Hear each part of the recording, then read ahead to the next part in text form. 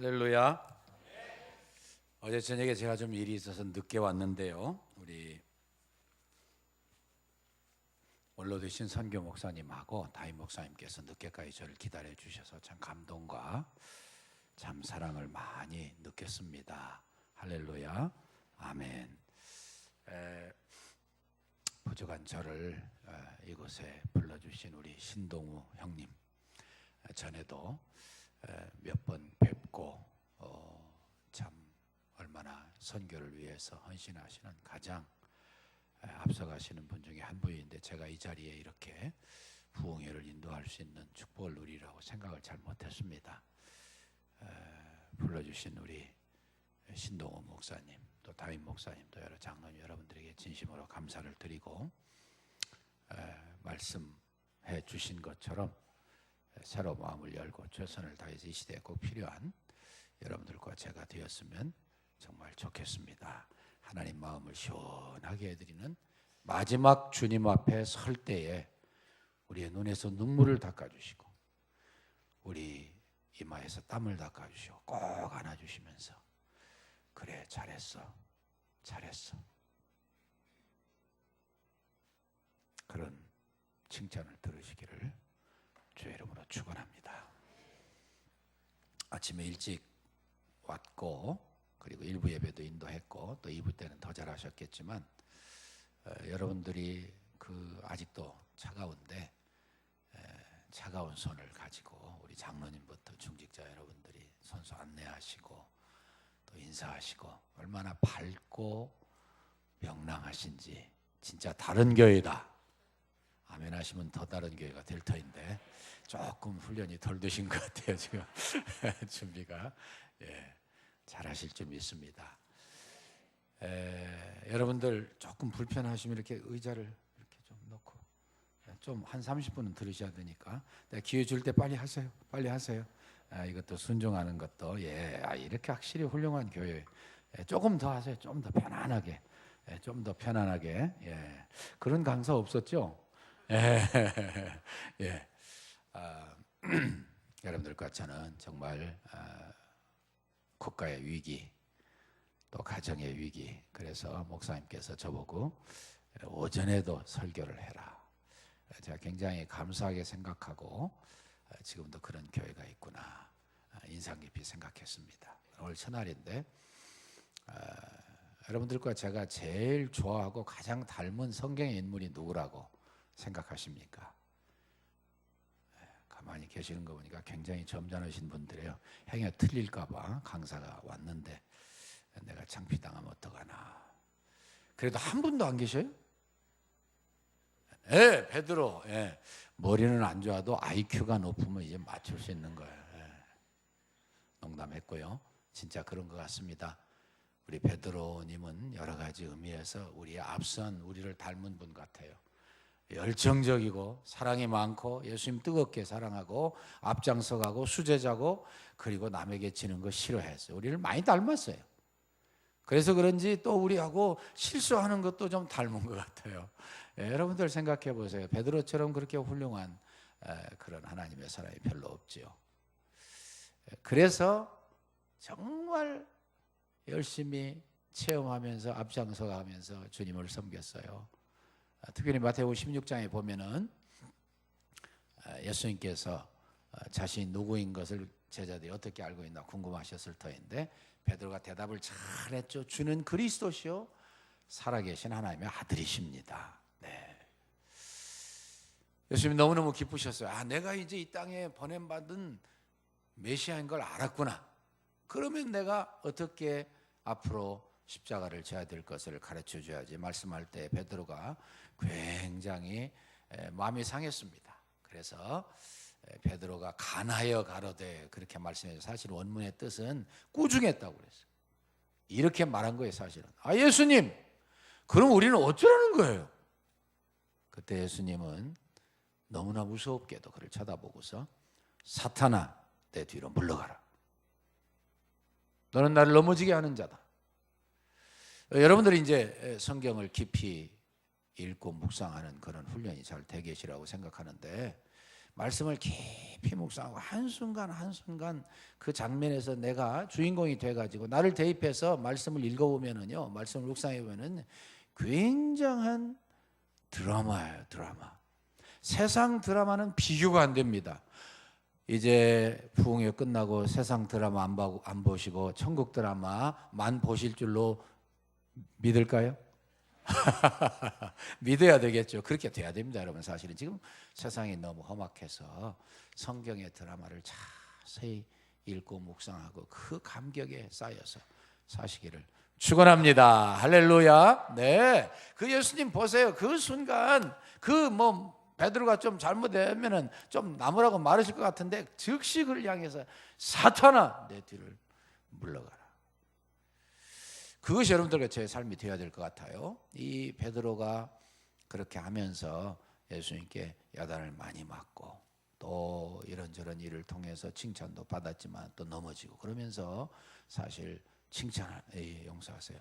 넘어질 수 있어요. 실수할 수 있어요. 그러나 사람이 그런 일을 통해서 다시 반성하고 고치고 성숙해서 그러한 성숙한 신앙 인격이 돼야 되는데 가장 결정적인 순간에 베드로가 대실패하는 모습을 여러분들과 제가 읽었습니다. 이 중요한 말씀, 이 시대에 살아가는 여러분들과 저에게 하나님 이 아침에 무슨 교훈을 주실 것 같아요. 고린도전서 10장 11절 말씀에 보니까 저에게 당한 이런 일이 우리의 거울이 되고 말세를 만난 우리에게 경계로 기록되었느니라 그러셨습니다. 물론 거기 말씀은 구약에 있는 말씀하고 있지만은 21세기 살아가는 여러분들과 저에게는 성경 전체를 적용해야 되겠죠. 이 말씀 속에서 무슨 거울을 우리가 볼 수 있습니다. 첫 번째 거울은 자기를 너무 믿은 베드로를 볼 수 있습니다. 영적 과신에 빠진 베드로. 예수님께서 본문의 배경을 이루고 있는 31절 32절 말씀 보면 예수님 이렇게 말씀하셨죠. 시몬아 시몬아 사단이 밀가부로 달려고 너를 청구하였으나 내가 믿음에서 떨어지지 않도록 내가 위에서 기도했다. 그래 말씀하시면 그냥 깜짝 놀라가지고서 정신을 차리고 예수님께 매어달리면서 예수님 그렇습니까? 제가 최선을 다해서 기도로 매어달려 구하겠으니 저를 위해서 기도해 주시오. 그랬어야 될 텐데 베드로 멀쩡했습니다. 큰 소리 쳤습니다. 뭐라고 그랬습니까? 어쩌면 팔을 걷어붙였을지 몰라요. 예수님 저 모르십니까? 의리의 사나이. 저는요 예수님을 위해서 옥에 가는 것도 죽는 것도 준비했습니다. 저는 베드로가 진짜 그랬다고 생각해요. 그러나 마음만 가지고 또 결심하는 것도 훌륭하지만 그것만 가지고 절대 주님이라 할 수 없습니다. 기도하지 아니하는 나를 어떻게 믿습니까? 주님의 은혜로 주님의 능력으로 하면 할 수 있는 것이지 내 힘으로는 못하는 것을 믿으시기를 축원합니다. 그래서 우리가 다 존경하는 박윤선 목사님 참 가끔 그 말씀을 할 때 참 은혜를 받아요. 아무리 강하고 엄청난 그런 신자라 기도하지 않으면 아무런 힘이 없지만 뭐라고 말씀하시냐면은 이제 믿은 지 얼마 안 되는 그러한 연약한 신자라도 무릎을 꿇으면 사탄이 떤다는 거예요. 할렐루야. 여러분들 앞에서 계속 사탄이 떨기를 축원합니다. 아멘. 그렇기 때문에 여러분들과 저는 하나님 앞에 나올 때 이 제단이라고 그러는데 영적 제단이라고 할 수 있을까요? 네, 제단은 구약적인 의미가 많이 나타나기 때문에 그렇게 쓰면 안 된다고 그러는데 어쨌든 이 자리에서 여러분들이 항상 와서 예배를 드릴 때 두 가지를 생각해서 하나는 하나님의 공의가 어마어마하게 우리에게 도전해 오고 있고 또 하나는 하나님의 사랑이 우리를 위로하고 있다고 하는 생각을 잃어버리시면 안 됩니다. 이 자리에 하나님이 공의로 우리를 심판하시면 다 죽을 수밖에 없고 망할 수밖에 없어요. 그런 연약한 존재, 범죄한 사람이 하나님의 사랑과 긍휼을 의지하기 위해서 나와서 그 불꽃 튀기는 현장에서 예배를 드리는 거예요.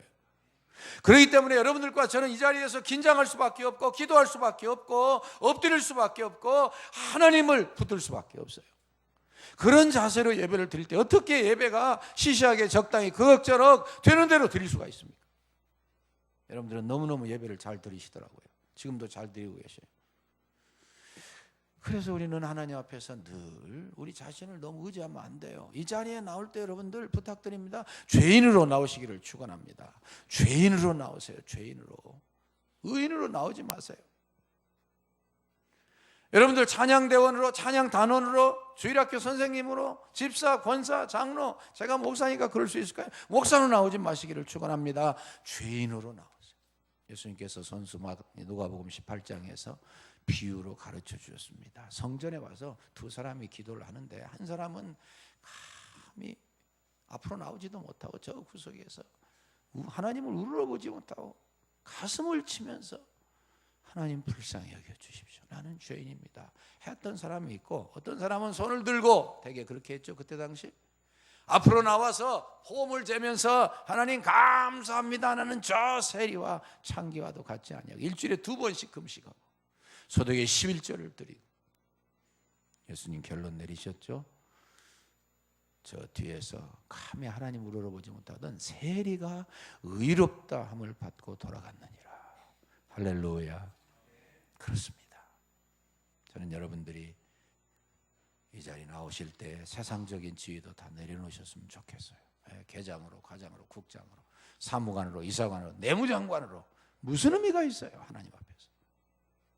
아니 선생님으로, 교감으로, 교장으로, 장학사로, 문교부 장관으로, so what?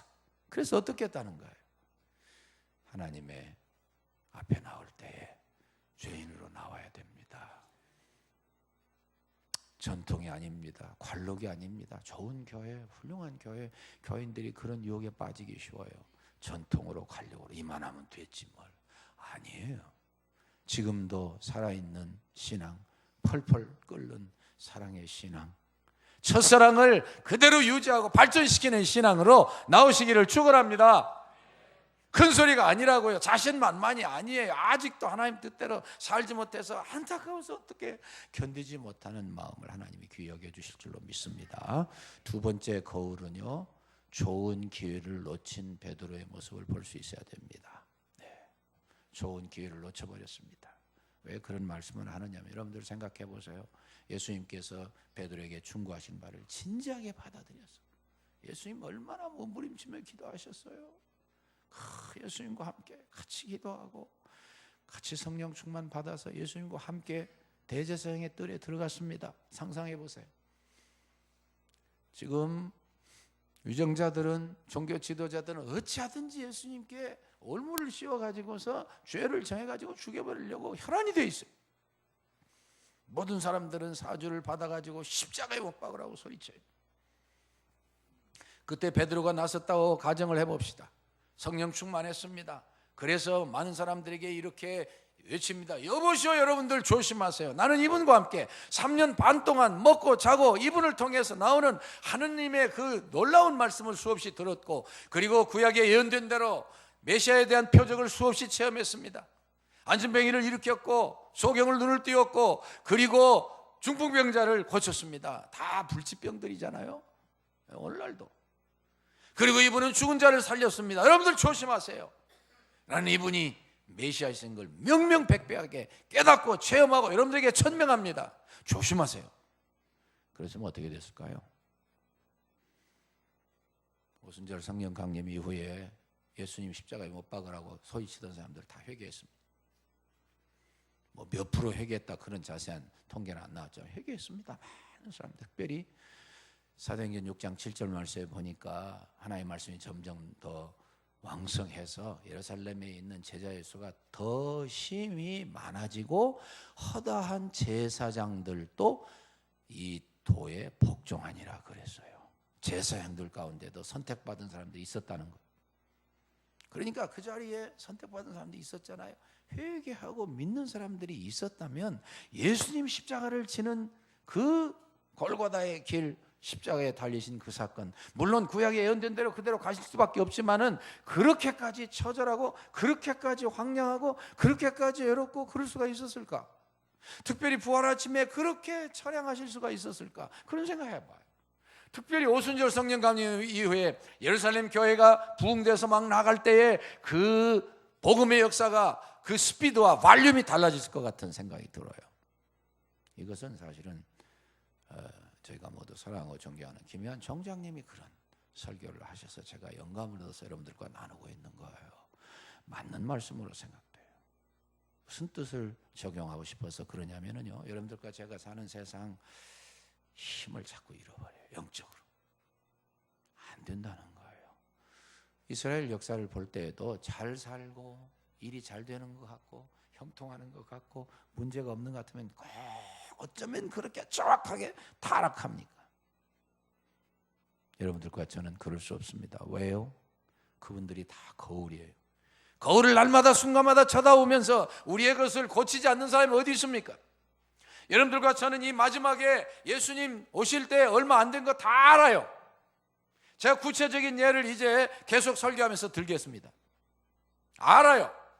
그렇다고 한다면 누구라도 어떤 백성이라도 어떤 국민이라도 타락하지 아니하고 마지막까지 과거의 신앙의 사람들이 타락했어도 2000년의 역사를 통해서 증거됐어도 우리만큼은 그러지 말아야 될 거 아니에요. 마지막에 좀만 더 참으면 되는데 과거에 우리의 신앙의 선조들이 목숨 바쳐서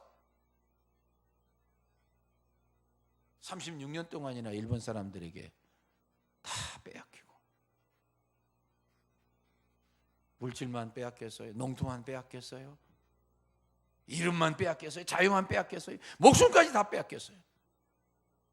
거기에다가 해방년 다음에 좌우 이념 대립 때문에 정말 혼란했어요. 갑자기 6.25 전쟁이 터졌어요. 6.25 전쟁 이후에 저는 1961년부터 63년까지 61, 62, 63 중학교 3년을 다니면서 제 중학교 앞에 괜찮은 건물이 하나 있었어요. 인공때 폭격받았다고 6.25 때 폭격당해가지고서는요 한 30% 35%밖에 안 남았어요. 흉물스러운 그런 건물을 제 눈으로 똑똑히 보면서 3년 동안 등교하고 했다고요. 누구보다도 증인 중에 하나예요. 세계에 있는 석학들이 학자들이 이구동성으로 말하기를 Korea can never rise up again. 한국은 절대로 다시 일어설 수 없다. 사람들이 뭐 아무렇게나 말해요. 즉흥적으로 감정적으로 학자들인데 학자의 양심을 걸고 정확한 연구와 자기의 명예를 걸고 한 말들이에요. 맞았어요? 틀렸어요? 틀렸어요. 왜 틀렸어요? 그 사람들이 하나님을 생각 안 한 거예요. 목숨을 건 영성을 고려하지 않은 거예요. 다 망하고 다 포기하고 다 없어져도 하나님을 향해서 믿음으로 기도로 열정으로 목숨 바쳐서 기도하고 하나님을 의지하고 주님의 계명이 어긋나는 것은 목숨이라도 바치면서 나는 내 생명을 하나님께 바치겠다. 그걸 생각 안 했단 말이에요. 그래서 오늘 어떻게 됐습니까? 한국에 올수록 한국이 얼마나 편리하고 자랑스럽고 요즘 젊은이들은요 세계 무대를 우습게 합니다. 진짜 저 잘할 때만 해도 그렇게 못 느꼈어요. 요즘 사람들은 세계 사람도 우습게 아이 그건 뭐 한번 해보지 뭐 그냥 가서 금메달 탁탁 따고 세계 1등 하는 거 우습게 알고 네, 놀라운 민족이 됐어요. 여러분들과 제가 하나 돼서 믿음으로 잘 뒷받침해드리고 우리 자신도 그렇게 돼야 되지만 하나님 앞에서 우리 선조들을 통해서 역사하시던 하나님 의지하고 믿음으로 나가면 기적이 나타날 줄로 믿습니다. 어차피 기적을 일으키면서 살아야 돼요. 겟세마네 동산에서 예수님을 압박하고 예수님 십자가 지지 못하도록 최선을 다해서 사단이 역사했던 그 역사는 아마 어쩌면 여러분들과 저 사이에서 계속 다시 일어나는지 몰라요. 아마도 틀림없이 그런다고 믿어야 돼요. 이제 자기의 때가 얼마 남지 않은 걸 압니다. 겟세마네 동산도 마찬가지였죠. 예수님께서 십자가를 지시고 죽으시고 부활하시면 자기의 생명 끝나는 거 알았어요. 본론으로 돌아옵시다. 그래서 사실은 이 기회가 그렇게도 중요한 거고 아무리 어렵고 힘들고 마이너스 성장되고 뒷걸음질 쳐도 우리 예수님은 어제나 오늘이나 영원토록 동일하십니다. 하나님의 사랑은 절대로 변함이 없습니다. 아니, 찬양대 근데 어떻게 제 설교 그렇게 딱 맞는 찬양을 구하셨어요? 지휘자님. How wonderful. 네. 그 곡 좀 저한테 꼭 좀 주셔요. 네. 성령님께서 역사하시는 교회는 무언가 달라요. 제 자신이 감동받고 은혜받고 눈물이 나려고 그랬어요. 여러분들 이 귀한 찬양대 주의자님과 대장님과 대원님들 우리 오케스트라 단원님들 모신 거 감사하시기를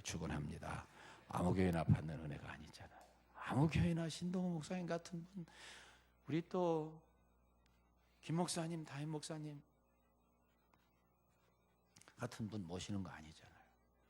그래서 저는 여러분들에게 정말 어렵고 힘들고 안 된다고 그럴 때 오히려 하나님이 살아계시고 하나님이 여전히 우리 가운데 계시고 하나님이 뜨겁게 역사하시는 것을 보여주실 수 있는 좋은 교회인 걸 믿고 나가시기를 축원합니다. 새봄에 우미 트면은요, 작년에 다 죽었다고 생각하는 것들이 원상이 확 회복되더라고요. 할렐루야. 여러분들, 제가 살던 곳은 필라델피아였습니다. 아까 목사님 좀 소개해 주셨는데, 제가 웨스트민스터에서 누구나 우리 보수 신학에서 가장 가고 싶은 신학교에 제가 한 9년 정도 PhD를 공부했습니다. 저희 아이들이 다 지금도 거기 살고 한 아이만 지금 워싱턴에 가서 살고 그렇습니다. 저는 지금도 필라델피아를 제 2의 고향으로 생각합니다. 근데 그곳에 지금부터 약 121년 전에 1897년에 어느 흑인가의 아이가 하나 낳는데요, 정말로 훌륭한 아이였어요. 대단한 기량을 가진 아이였어요. 그가 노래 부를 때는 많은 사람들이 어쩔 줄 몰랐어요. 근데 흑인 집에 태어났잖아요.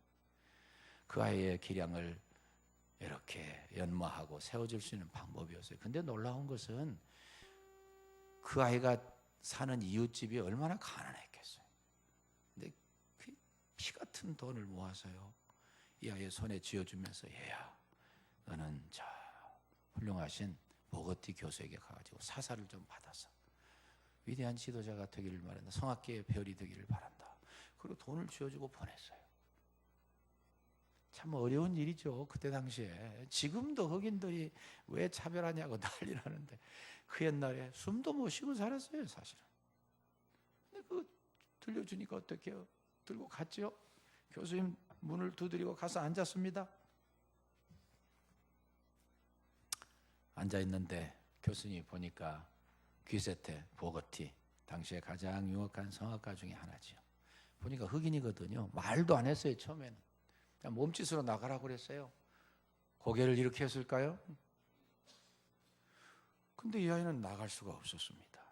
자기의 기량을 세워주겠다고 어려운 탄광청 광부로 일하다가 돌아가신 아버지를 생각해서라도, 아버지가 돌아간 절망적인 상황에서도 가족을 부양하겠다고 지금도 백화점 청소부로 일하시는 어머니를 생각해서라도, 아니 그 피나는 돈, 가난한 이 짝이 없는 이웃들이 모아준 돈을 가지고 보내주신 분들을 생각해서 절대로 자리를 떨 수가 없었어요.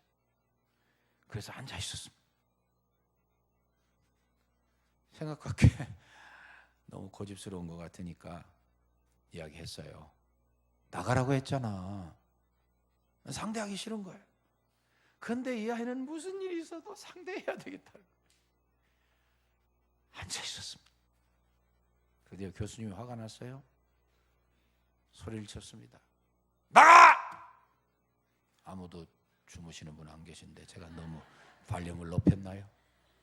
여러분들 그 자리에서 그 흑인 아이가 돼서 그 말씀을 들어보세요. 얼마나 기가 막힌 얘기. 주인이 나가라는데, 소리 지르는데 그냥 너무 데시벨이 높아서 꼼짝 못할 텐데, 그래서 나가야 되겠죠. 그래서 아마도 엉거주춤하게 섰던 것 같아요. 그때 그 머리를 정광석과 같이 지나가는 한 생각이 떠올랐습니다. 내가 노래를 하나 부르리라. 그래서 노래 부르기 시작했습니다. 그가 그렇게도 애창하는 Deep River, 깊은 강을 쫙 불렀어요. 16살이었는데 이번에는 보거티 교수가 놀래버린 거예요. 뭐 1000볼트에 감전된 사람이나 되는 듯이 흥분과 경탄에 사로잡혀서 쳐다봤어요. 노래가 다 끝났습니다. 교수님이 놀라서 물어봤습니다. 얘야, 어디서 그런 목소리를 얻었니? 그가 대답합니다. 네, 교수님, 하나님이 주셨습니다. 하나님이. 어렵고 힘들고 포기할 수밖에 없는 순간은 오히려 더 좋은 기회일 수 있어요. 그래서 그 순간에 그 자리에서 100년에 하나 날까 말까 하는 유명한 마리안 앤더슨이 태어난 거예요. 그 자리에서. 여러분, 고난과 역경이 없이는 위대한 일이 되어진 적이 없습니다. 우리가 지금 그것을 잃어버리면 안 돼요. 다시 찾아야 돼요. 힘들어도 어려워도 역경을 지나도 최고의 자리에 서려면, 하나님의 영광을 돌리려면 죽어라고 그 길을 가야 돼요. 마지막 세 번째, 통과할 수 있었던 베드로의 거울은 가장 우리에게 강력하게 비춰주는 거울이 되어야 된다고 믿습니다. 여러분들 보십시오. 예수님께서 베드로에게 충고하시오. 그리고 좀 지나서 제자들을 데리고 겟세마네 동산에 가셨죠. 8 제자들은 넘겨놓고 그래도 베드로, 요한, 야고보 수제자들이니까 더 사랑스러워서 데리고 가셨죠. 놔두고서는 뭐라고 그러셨어요? 너희는 여기서 깨어서 기도해라. 돌도준 방금 가셔서 정말 예수님 일생일대 가장 중요한 기도를 하셨습니다. 그렇죠? 히브리서 5장 7절 말씀에 뭐라고 그랬어요? 그는 육체에 계실 때 자기를 능히 구원하시리에게 심한 통곡과 눈물로 간구와 소원을 아리고 그의 경외하심을 인하여 들으심을 얻었다고 그랬어요. 그분은 전지한 분이에요. 여러분들 예수님의 순환에 대해서 가장 잘 묘사한 영화는 The Passion of the Christ, 멜 깁슨이 만든 영화라고 생각합니다. 어마어마하게 로마 사람들 잔인한 사람들, 사람을 우습게 알아요. 죄인이라고 다시는 놔두면 안 된다고 생각하는 사람들은 과감하게 처결하고 과감하게 때려 부수는데요, 그거 다 맞으신 거예요 예수님께서. 저는 예수님의 순환이 그보다 더하면 더했지 덜했다고 생각하지 않아요. 육신을 입으신 예수님 오죽 답답하시고 그리고 육신을 입으신지라 두려우셨겠죠. 그래서 하나님 앞에 그렇게 기도한 거예요. 아버지, 이 잔을 제게서 지나가게 하옵소서. 지나가게 하옵소서. 그 장면 얼마나 깊이 묵상해 보셨어요. 예수님이신데 그분은 단 한 번도 아버지의 뜻을 어기신 적이 없다고요. 아무리 어려움 가운데에도, 별 오해를 받아도, 별 도전을 받아도 아버지와 함께 기뻐하셨는데 그 순간만큼은 그 일이 너무너무 힘드셨는지 아버지여, 이 잔을 제게서 지나가게 해 주십시오. 온 우주가 긴장하고 숨이 막히는 순간이에요. 사실은 그분이 그대로 기도를 고집하셨으면 저 여러분들 이 자리에 못 있습니다. 그러나 하나님의 은혜로 마음을 다스리시고, 그러나 내 뜻대로 마시고 아버지의 원대로 없어서, 그리고 기도를 마치고 제자들에게 가보았습니다. 뭐하고 있었어요? 자고 있었어요. 자고 있었어요. 이것이 우리의 자화상이에요. 기도해야 되는 거 아는데 뭐 그리 핑계가 많아요? 뭐 그리 조건이 많습니까? 뭐 그리 기도보다 중요한 일이 많습니까? 그렇게 제가 말씀 계속하면서 여러분들과 상의하는 마음으로 제가 또 이야기하겠습니다. 아니에요. 아니에요. 기도보다 중요한 일이 어디 있어요? 내일 아침에 제가 그 설교할 것 같아요. 그래서 제자들을 깨웠습니다. 야, 이놈들아, 나와 함께 시험에 들지 않게 1시간도 깨어있을 수 없더냐? 1시간, 영어에 더 정확하게 표현되어 있어요. Even 1 hour, 1시간도. 무슨 말씀이에요? 이 시대에 우리가 영적으로 참 어렵고 긴장되는데 시험에 안 들으려면 최소한 얼마를 기도해야 된다? 1시간은 기도해야 된다는 거예요. 1시간. 이번 강사가 좀 뭐라고 우리한테 마지막 말할지 좀 수상하다. 예, 수상하게 생각하셔도 좋아요. 저는 다니면서 여러분들에게 계속되는 부흥회 하시기를 바라서 마지막에 제가 결단하시게 합니다. 물론 나이 목사님께 제가 상의해야 되지만, 부흥회 끝난 후에 계속되는 부흥회 위해서 기도 작정하셔야 됩니다. 전도 작정하셔야 됩니다. 내가 안 하면 누가 할 거예요 도대체? 그래서 예수님 2번째 가셔서 똑같이 기도하시고 또 와보니까 또 자요. 얼마나 답답하셨어요. 얼마나 마음이 무너지셨을까요? 또 깨웠어요. 똑같이 이야기하셨어요. 나와 함께 너희가 1시간도 깨어 기도할 수 없더냐. 합하니까 2시간이네요.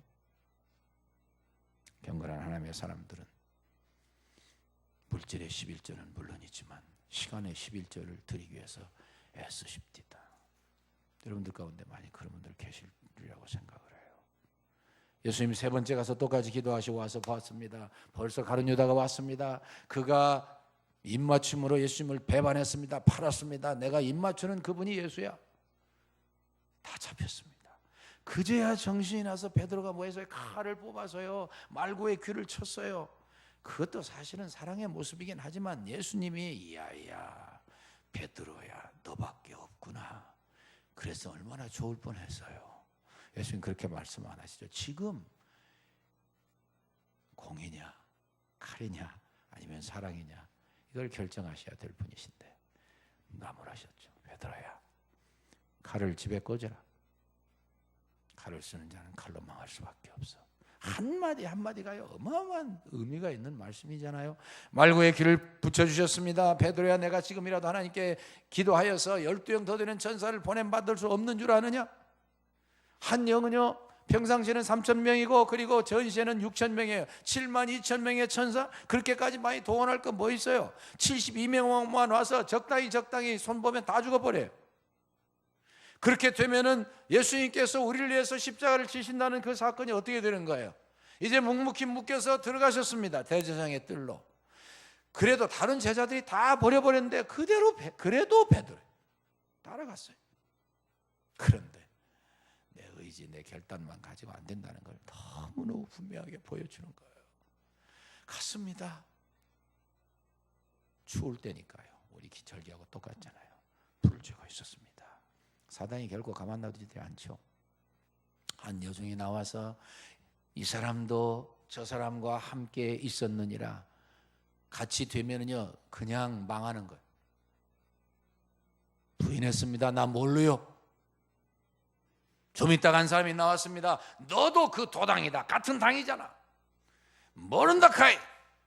1시간쯤 있다가 나온 사람은요 요한복음 18장 26절 말씀에 보니까 귀를 잘린 말구의 친척이래요.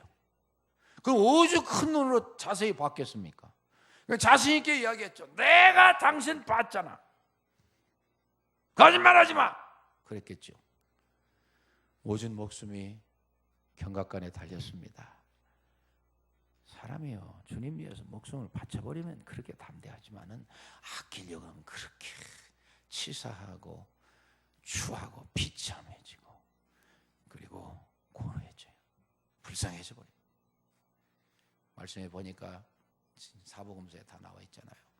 저주하여 맹세하여 가로되 내가 저를 알지 못한다 그랬어요. 저는 처음에는 예수님 저주했다는 줄 알았어요. 근데 나중에 자세히 알고 더 책을 보니까는요 자기를 저주했어요.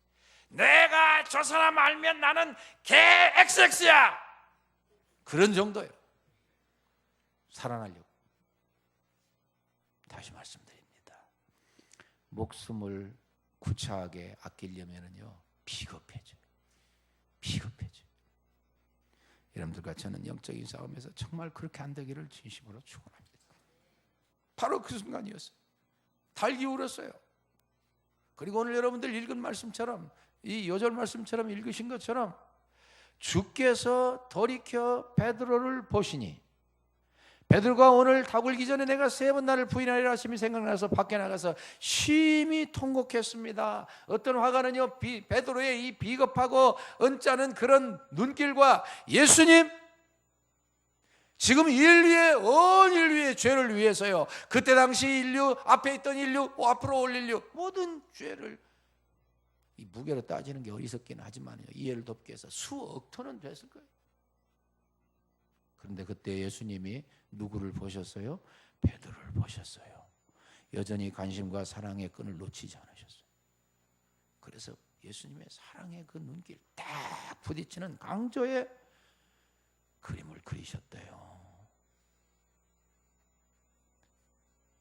이 예수님의 사랑, 끝까지 사랑의 끈을 놓지 않으시는 사랑, 무엇이 아쉬운 것처럼 저 사람이처럼은 안 되는데 찾아오시는 그 예수님, 그분 때문에 여러분들과 제가 아직도 신앙생활하고 있는 줄로 믿습니다. 넘어져도 다시 일어난 줄로 믿습니다. 버림받은 줄로 알았다가 다시금 용기를 낸 줄로 믿습니다. 여러분들 우리 가운데 지난번 여기 그 장승백이 동광교회에 가서 설교하니까 그 중에 한 분이 저보다 조금 더 젊으신 것 같긴 한데 그분이 당신 친구 이야기도 그렇게 기뻐하시다. 오혜령 씨, 여러분들 아시는 분들 많이 아실 거예요. 대단한 분이었죠. 연세대학교 영문과 오화섭 교수님의 총명한 따님이셨어요. 연세대학교 졸업해서 이화 여고에서 교변 잡으면서 당시에 인기 있는 일은 다 하셨어요. 희곡 작가, 배우, 방송인, 수필 작가. 그러니 뭐 인기가 올라가죠. 인기가 올라가면 예수님 몰라라 하더라고요. 이분도 예의가 아니었어요. 너무 바빠서 그랬을까요? 중요한 것이 뭔지 잊어버려졌을까요? 마음대로 살다가 너무 바쁘게 힘들게 살아서 그랬는지 몸에 이상이 왔어요. 아마 바빠서 몸 이상이 있는데도 병원도 잘 못 간 모양이에요. 어느 날 너무 힘들어서 가서 봤더니 의사 선생님이 딱 검진을 하고서 아이고 너무 늦으셨습니다. 3개월 이상 살기 어렵습니다. 갑자기 시한부 인생이 된 거예요. 맞은편 벽에다가 이 검진을 받은 후에 달력을 걸어놨습니다. 빨간 색연필로 하루가 지날 때마다 X표를 쳤습니다. 그래서 하루 이틀 한 주 두 주 계속 살아가다가 90일이 지난 얼마 지난 어느 날 물만 먹어도 토하고 혈변이 계속되는 인간 초라의 마지막 순간에 누가 50송이 백합송이를 보내왔어요. 그래서는 거기에다 썼습니다. 절대로 소망을 버리지 말라. 이 참 기가 막힌 이야기 아닙니까?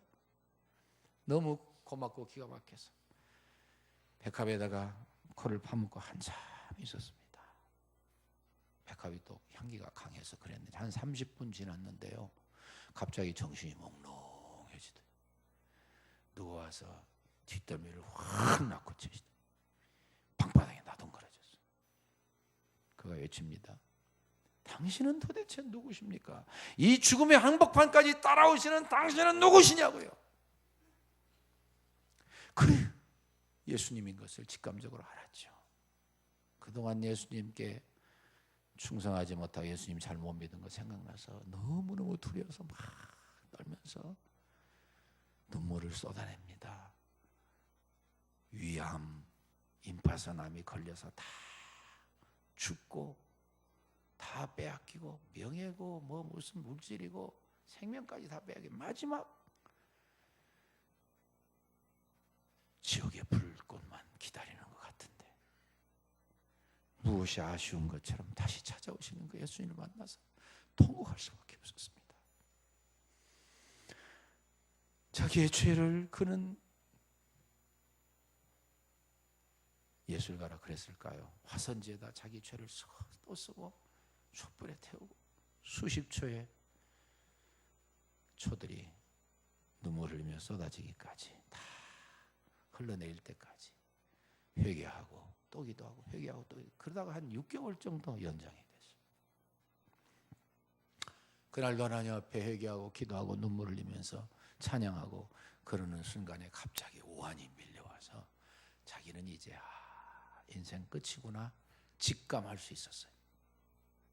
추우니까 어떻게 해요? 아마 겨드랑이로 손을 뻗어서 이불을 끌어당기려고 했던 것 같습니다. 그런데 놀라운 일이 생겼어요. 겨드랑이에 있었던 이 몽골들이 다 없어졌어요.